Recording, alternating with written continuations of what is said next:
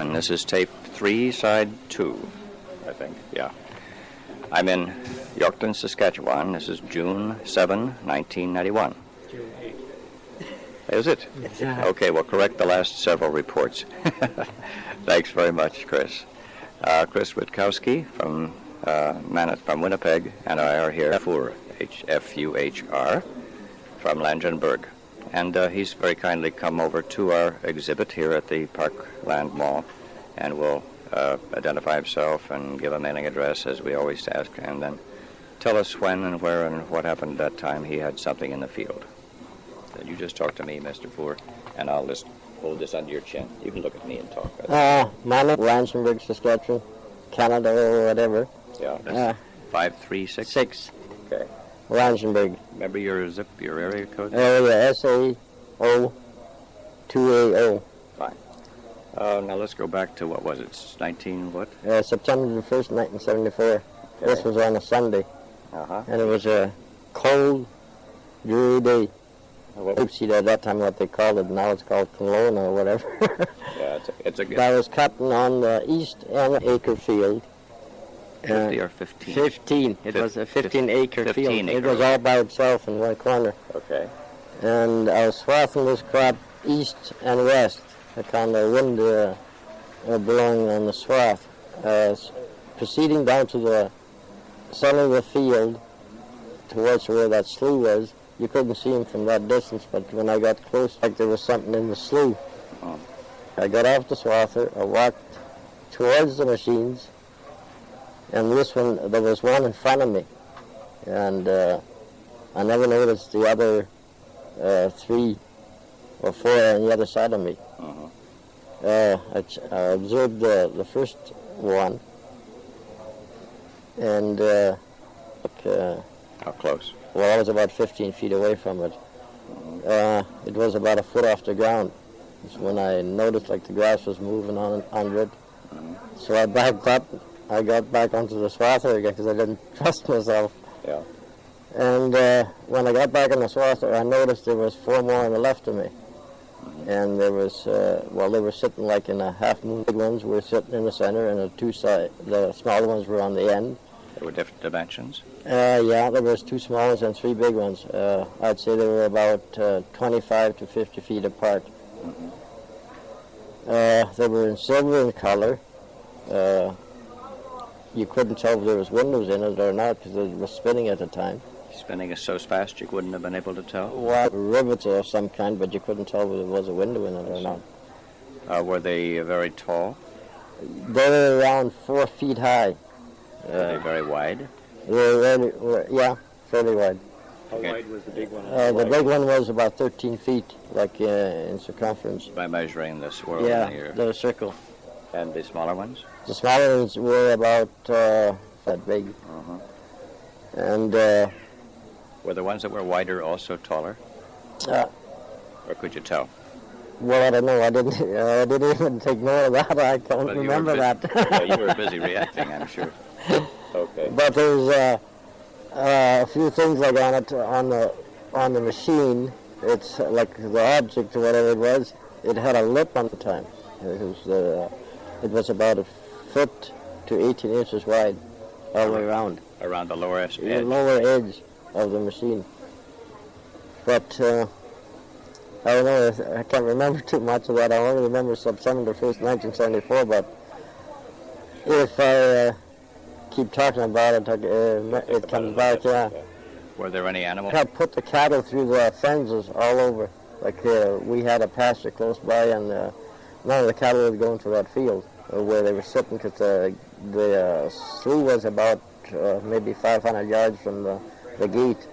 There was a power line, and there was water in the slough, and there was grain all around it. They never landed in either the water or the grain. When they took off in a step formation. The one that was in front of me, he took off first, and then the 3 in the center, and then the one in the end. And they stopped over top of my head, I'd say maybe about 100 feet up. And that's when I noticed in the bottom of the machine that there was ports in the bottom of it. Like, they looked like stovepipes. Remember how many you saw? 5. in each unit? Uh, At each machine? People, you mean? Oh, you saw 5 machines. 5 machines, yeah. How many Stovepipes. How many stovepipes in Oh, each gee, machine? I think there was either 4 or 5 of them. I can't really. But there were several. There were several of them, yeah. Were they small or large in comparison to the bottom? About 8 inches in diameter, the pipe. Were they situated around the bottom and an equidistant around the edges? Looked like they were regular spaced. Yeah, but You couldn't tell, huh? you could tell they looked like they were in a 4-corner position, like each corner and there's some in the center, and to me it looked like it was a way of guiding it. I can't remember too much of it. I'd have to go back and read all the history on it, because there's a lot more yet. The next morning when you looked in the field, next morning, did you look and see all the markings? Were there any additional markings? There's a story that you had found. There was one back on Monday night. The next morning there wasn't none there, but Monday night, this was Tuesday morning when I noticed field in the same spot, just from the front one where I was viewing was about maybe 25 to 15 feet west of that spot, and it had landed on top of a rock. And it wasn't there before? No, it wasn't there before. What do you mean? You said on top of the rock, so there was this. The markings were over top of the rock somehow? Yeah, it had landed on top of a rock. The whole, because I know the scientists, they dug the rock out and took them along back to where they were. I don't know which scientist it was, either a guy from New York or wherever he was, because they took this. The rock wasn't very big. It was about, I'd say, maybe 10 inches in circumference. It wasn't a very big rock. But apparently the machine had come in contact. Perhaps they saw what they thought was evidence of some scarring or marking. Or I don't know. They didn't. You couldn't tell. No, because they could have took the whole stone pile for. Yeah. Were there a lot of rocks in the area? Yeah, it was a stone pile just west of the spot where they had landed. The only thing is, like the slough is still raised. Who makes that determination? Well, there's a fellow passed from Russell, Manitoba. He's got a Geiger counter, and he done some tests up there, and he said it still is radioactive. That's it. Well, heard that? As far as I know, it wasn't radioactive originally. I see. It wasn't. What is this fellow's name? George passed from Russell. George Pash? Not George, but passed from Russell. I don't know what his first name is. Pash, P-A... Yeah, he's elected a radioactive place. And he took a He took a test on it. He just he's got a Geiger counter. When did he take the test? Well, this was a couple of years ago. I don't know if it's still radioactive or not. I've run any tests on that. Yeah. I have not heard of any It was radioactive. radioactive at the time. It was? Oh, yeah, it was. That isn't. Because they had undercover RCMP out. That fact has not been reported. I don't recall it. That's That had kept undercover. Yeah. That's kept quiet. Yeah. They didn't I discuss. was there when they had done the tests. And did you see the needle on the Geiger Yeah, counter? it was in the red. And they wouldn't, no, there was 2 guys walking side by side and they were holding this Geiger counter. Finally, every time I'd want to have a peek on it, they'd move the other way, but I was quicker than they thought. I had seen it. Okay, did they tell you not to go? A place, I called around that time of the Atlantic.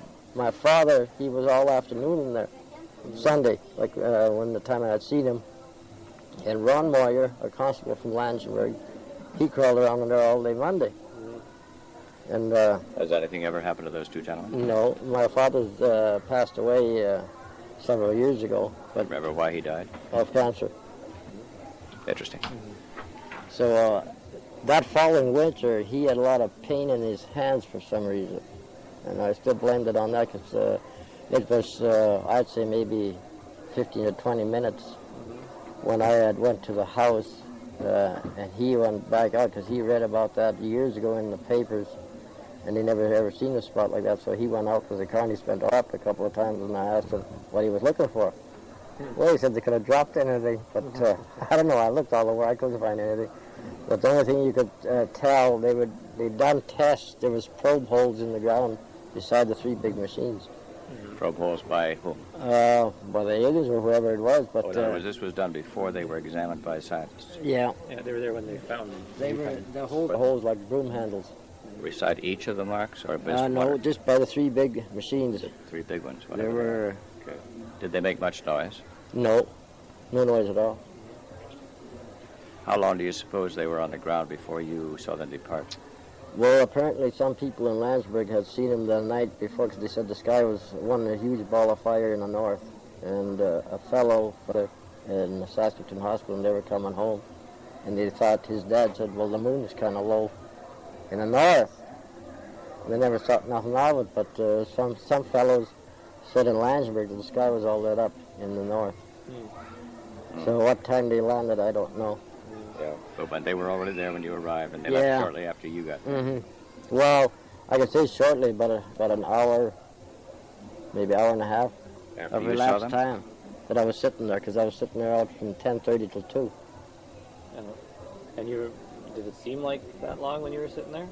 Well, not really. It seemed to me like 15 minutes. Yeah. But I come into because they were waiting for dinner for me, and I didn't show up till about 2. Has anyone ever suggested that you had some missing time and maybe there was more? Go under hypnosis, and I won't go under hypnosis. Do you have some special reason for not doing that? I got that from professionals. They told me not to. Professional what? Something like lawyers. They said that. Something like lawyers. There's very few things like lawyers. They said it's something to do with money. Money? Well, you want any money from this? Not. I could have made a lot of money. There was people there, I'd say, in and out. Yeah. They come at night. They come all the time. They want to see it. And some people really couldn't believe it. They thought it was a hoax. And they told me I had made it with a big air compressor. But the RCMP, there was undercover agents out there. They did all the checking, and there was nothing. Were there any marks leading into the field besides your swather that you were on? No, there wasn't any marks. No indication that anybody had No. fallen in there. So. No, because I know the scientist from Ottawa, he told me that he could tell what kind of oil I used in the grain swather. Oh, really? But he took samples with a hair comb. That's With a what? Hair comb. Oh, really? That was Peter Millman? Yeah, I think so, because he wrote a letter to the RCMP later on apologizing for the mistake he had made of taking soil samples with a hair comb and grass samples with a hair comb. It was the oil he was checking on his own head, not on my grain swather. Because a scientist from the States to the samples he took, he never touched anything. Yeah. Because he took it with all his instruments. Yeah. Can you say something about the UFOs that you've seen recently since then? Well, the ones I've seen recently, they're about in the same form as the ones I've seen before, but I've seen these were quite a ways away. I was maybe about a mile and a half away when they were hovering over top of Langenburg. Well, at a playground, actually. Do you remember what the date was? Oh, gee. 89, sometime in 89. 89, yeah. Remember the time of year? It was midsummer, late summer. How many did you see? One. The only ones I seen of the light, it was one. It was just a light that you Just saw. a light. You couldn't tell if it was a... No object known. Yeah, I thought it was an airplane like the smaller planes with those big lights, landing lights, what they got in. That's what it looked like. But it was proceeding west towards where the new elevators were sitting that way, and I just took it for granted it was a small plane. But when I heard that kids had seen this UFO, so I don't know. I talked to some of the kids, and they don't explain it too good. And sometimes young people get excited about things they see Well, inaccurately and they can't quite explain. I think they were more scared than because they were very close to the machine. They could have viewed it very easily. They shouldn't have run or waved at it. What I found out is if you don't seem to bother them that much, they won't bother you. But for the elapsed time, I can't explain that. Because I was only 15 feet from the machine. Yeah, that's pretty close. The elapsed time again you said was about how long? About an hour and a half, I'd say.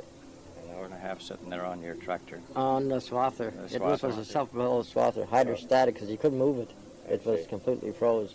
So the thing wouldn't operate, No, and you were there for that time, that time, and yeah. then the object had not yet left. No, they had left, to me it seemed like 15 minutes, but it was longer than 15 minutes. Do you ever have any funny dreams about what happened? Or No, not really. I don't try to think about it. Because I don't think they're down here to cause any harm to anybody. I think they're more down here for experimental, the way it looks to me, 'cause the way they had landed, how can they tell the difference between water and grain? Or not, or land, whatever. But the fellows that told me, they said they're radio controlled. I said, well, I don't know if anybody can pinpoint any landing machine radio controlled unless it's controlled by a spaceship further up. Because how can you land without hitting water? Yeah. You know, it's so close and never hit the water.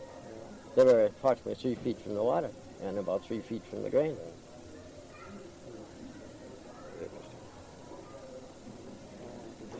Okay. We have a committee that receives the information that I pick up in Chicago, and they may have a few particular questions to ask about what you've said today. If they do, we might write to you and ask you. We would be grateful if you'd let us know what you think. Okay. If you ever decide that you would like to have regressive hypnosis, in some way find out what that missing time represents, we'll be glad to help you with that, either Chris here in Canada or we in the United States. I've, as a note, there have been a couple of people who've come to me in Winnipeg, and we've taken them to the university, and it's all done above board. Under controlled conditions. You get to say yes or no, and there's a professional hypnotist who works with this all the time, who hypnotizes you, and you can sign a statement that says yes, you won't mind the information being released, or no, you don't. And you get to have a copy if you want, and the whole bit. So I mean, you're fully protected. In other words, it's very well done by professionals, so that the best quality work that you can find. So if you decide that you'd like to do this someday, If you don't want it, we're not suggesting that you do it. Obviously, this is something that you have to feel that you want to do. The fellows that were doing it, I think it was 2 fellows here from Yorkton, and they had a fellow from New York, and I heard about his name, and I was interviewed from a lady from I can't think of the place, Georgia, or where the devil it was, or somewhere out in that corner. was his name Bud Hopkins of Whitley Stryber or something? Probably, I can't remember, because I know these 2 fellows. She advised me against the hypnosis. She says they're only out to make money. Well, it's very possible that some people would be out to make money. Yeah, well, Mr. Strieber maybe, but at this point he's made so much I don't think he needs to make any more. Well, I But think Bud Hopkins is not in a position to make money. I mean, that's not his No, purpose. he's- I know him well. Maybe, I don't know, but these 2 fellows, I'd almost say that, because the way they talked, seems to me there was money involved in it, because when I told them, because they asked me how much I wanted, and I says, Well, this was somebody else. I Bud says- doesn't ask that. I says, money can't buy this. I says, I will not go under hypnosis, because I was advised by professionals not to.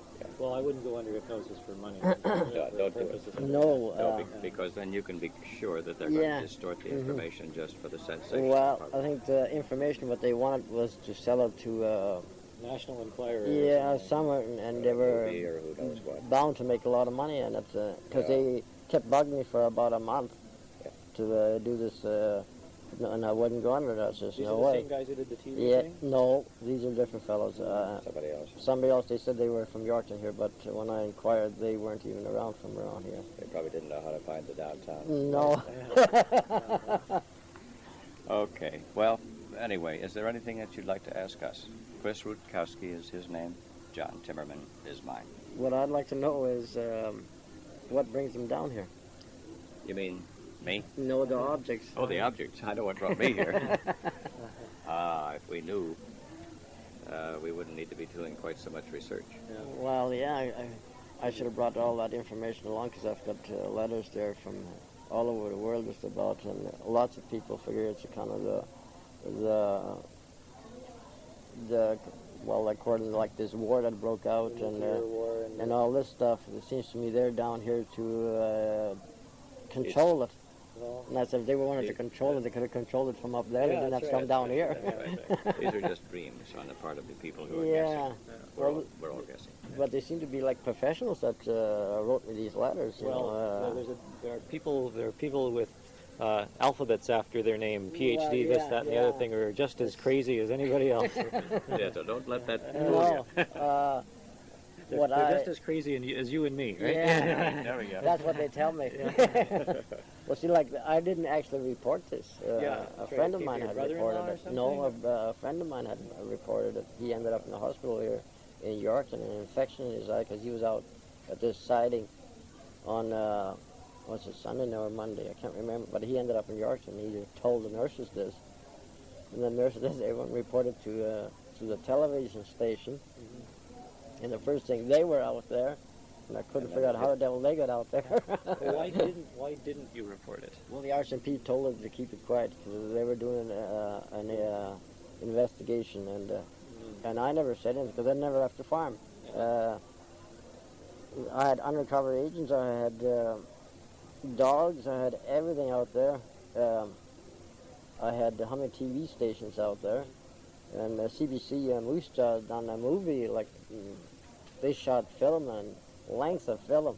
Okay. Rain or shine, they were out there shooting film. And why, I don't know. I still don't know. I tell you what, just for our own sake, can you go back to the spot where one of the big ones was sitting and just fill up like a baggie or something like that with some dirt from there? You'd have to go to the RCMP, they've got their own... No, right now. Right now? Right now. Gee, that spot's been worked under, I wouldn't even know where the devil it is. Well, there's been some mixture of the soil. Yeah, well, I could... Take a good guess. Take a good guess. I'd have to line up the center of the slough to whereabouts the three big ones were sitting, because that's where they took most of the samples from, the three big ones. Well, the purpose of doing this now is to create a control. Yeah. Or to see if there is any residual. If you said that fellow a few years ago had taken samples and said it was still radioactive, we might be able to detect any residual radioactivity. Yeah. We'd just like to verify his statement. See, but the only thing he took with the Geiger counter, he walked around all over the place. He didn't just walk to those spots. Did he say it was everywhere? He said the whole slough was like this. Well, then it wouldn't matter where it was taken from. Yeah. But if it still is, I don't know. Well, if it was 2 years ago, it 2 will or be 3 now. years ago, yeah. Well, it still would have been, because I had oil companies come out and they've run tests. Like I had a Husky oil, Shell oil, Imperial oil. They were doing all the tests. They never ever told me about this. You know, they know exactly where to go. They asked me if they had approval. Oh, yeah, they had it from the RCMP. They could go out to the field. I said, well, I'll go right ahead. But all the soil samples they took, I've never ever heard a report of anything. But all the samples they took, you may not have any soil left. Well, it was a guy from BC. He loaded his station wagon up, and he went into town to get a release from the RCMP. He had to come back out and unload it. They wouldn't accept us. They wouldn't let him go. Sounds very strange. And he was a fellow that was doing research. But why he needed a station wagon for it, I don't know. No, I don't know. How they're going to sell it. That might have been. Yeah. The uranium mines are north of here, about a good 500 miles, right? Mm-hmm. Is there a river that flows this far south that might drain? I don't know, would it be an underground, like there's an underground lakes, would they be in the field? But they're quite a ways down. There's Uranium City in the Northwest Territories, just across the border from Saskatchewan. There are stories of the tailings from that contaminating the immediate area. Now, it's possible that something could have been dumped, and they were concerned about that, or an underground stream or something. Possible, but unlikely, but a possibility.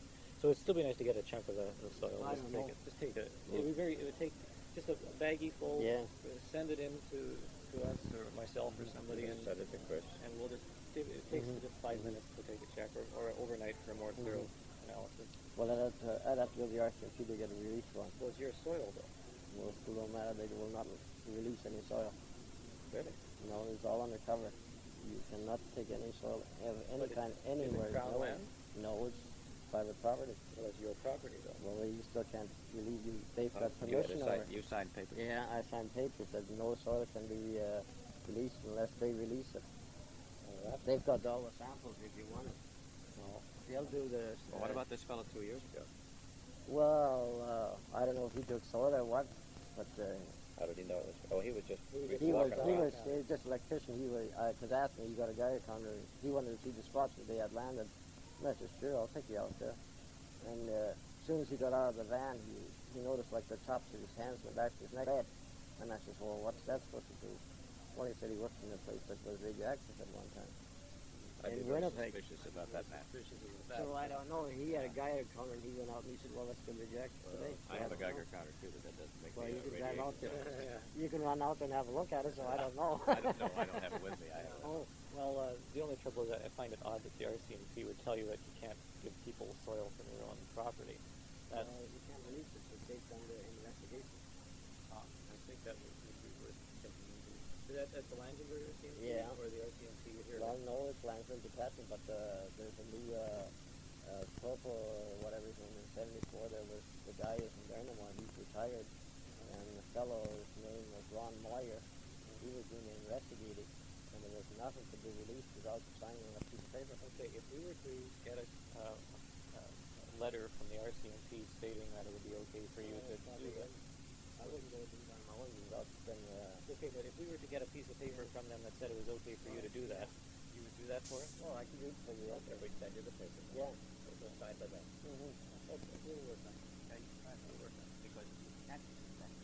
Yeah, yeah. You fixed a lot of this, too much of your stuff to Well, they don't want cover it up. They don't want to have you lose all your soil, and they can't fix it. Well, I don't know. That fellow, they could have had the whole thing for a while. They don't find it. Because on the side of it, we find. Can you state the actual description of your land? What's the section number and all that? You know, 26. Land, what's the section number and all that? You know, 26. No, section 26 counts. 31 left. South border. Okay, there's one more time where we need that on the Oh, that's okay. Oh, you got 26, 22, 31, west of 1. West of 1. West of what? Okay. That makes sense. Yeah. We need the section. Yeah. That's probably, I don't know, maybe what you need or not. Yeah, but If they do, okay. If they don't, okay. Great win. there's a lot of stuff I didn't get to do. Whatever we find out, we'll let you know about that. Yeah, we'll let you know what they answer. There's all the stuff I was supposed to get some things for all that. Got nothing for it. I've got nothing. Now, we want to look at it. Yeah. Well, I'd like to find out really what it is. Is there around in this area? Why are they hanging around here? There's not too many areas where they hang around here. Right time, but it's kind of on the way here. Well, a fellow from Langenburg is called Andy Jeffrey. Andy? Jeffrey. D-R-E-S, S-A-N? Yeah. Andy Jeffrey. He lives in, well, north of Langenburg. He's about 4 miles, 4 or 5 miles from our place. Whatever. But I was just going to drop him a note, right? But if you see him, yeah, he's coming to me.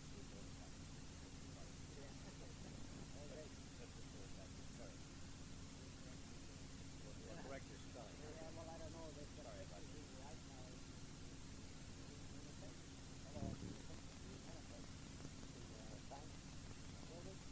I don't know. I've never been in Winnipeg.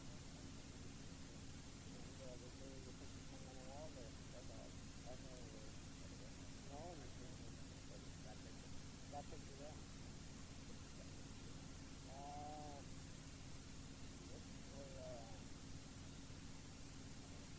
No, he's from Regina. He works for Globe and Mail. I think I'm here with freelancer, I think. Yeah, they got it. I think he's here from Regina. Well, he's Winnipeg. You know that? Yeah. They probably took the picture. He's done all of these for it. I'm pretty sure that the pictures of that got pictures all over the place. So, mine, like I said, I got this, and I wanted to get another whole piece that got to leave before you can ever take it back. And I've got it scattered all over the place. I only got one left. Okay, I think that's something I want to do. Yeah, this is from North Hollywood. I can